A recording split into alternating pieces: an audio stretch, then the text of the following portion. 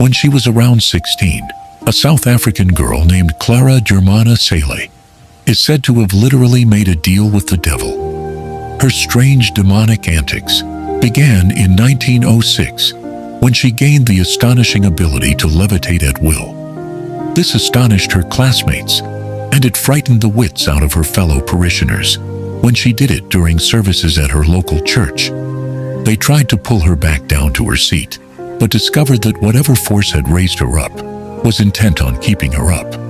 They were physically unable to pull her back down. But when the priest doused her with holy water, she immediately plummeted back down to the pew, which made it pretty obvious to the congregation that they were dealing with a case of demonic possession. This was confirmed moments later when Clara began conferring with invisible entities, telling them that she had been betrayed, that she had been promised days of glory, but was receiving cruel treatment instead.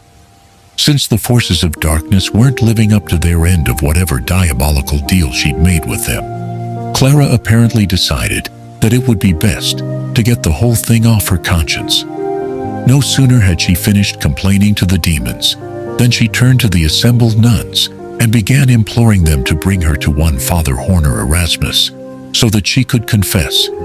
But quick, or Satan will kill me. He has me in his power.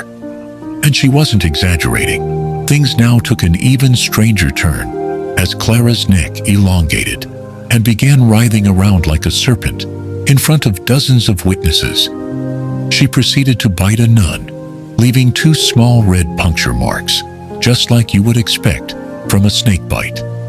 Not a moment too soon, the fearless Father Erasmus arrived on the scene and began to interview the serpent girl. Taking a page from Reverend Johnson's playbook, he addressed the demon directly and asked it to tell him its name. But it wasn't Sasha Fierce. No, it was an altogether more horrifying and powerful entity that replied, "I am Satan, our King Lucifer. His power is great.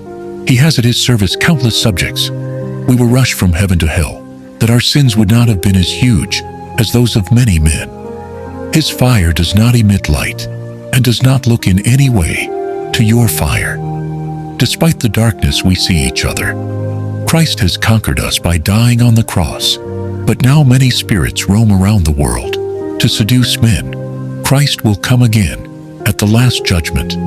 So, we will be judged in the eyes of everyone. We believe in God, but we hate him." The stunned priest certainly got an earful in this exchange, and this is actually a common theme. One recognized characteristic of demonic possession is that the victim speaks about complex subject matter from a completely demonic perspective. There was no reason why this fairly uneducated 16-year-old girl would know about such complex theological topics as the war in heaven and the battle of good and evil.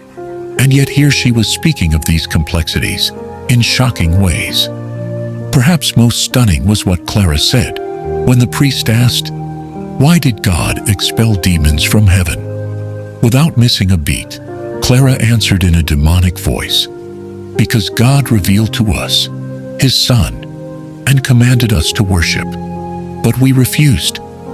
This strange statement, too, has an uncanny ring of biblical truth, and one that Clara most likely had no way of knowing about, because these words are found not in the canon Bible, but in the apocryphal Old Testament book of Judaism called The Life of Adam and Eve. In this obscure text, Satan tells Eve why he and his minions were cast out, and it was because he refused to pay obeisance to Adam.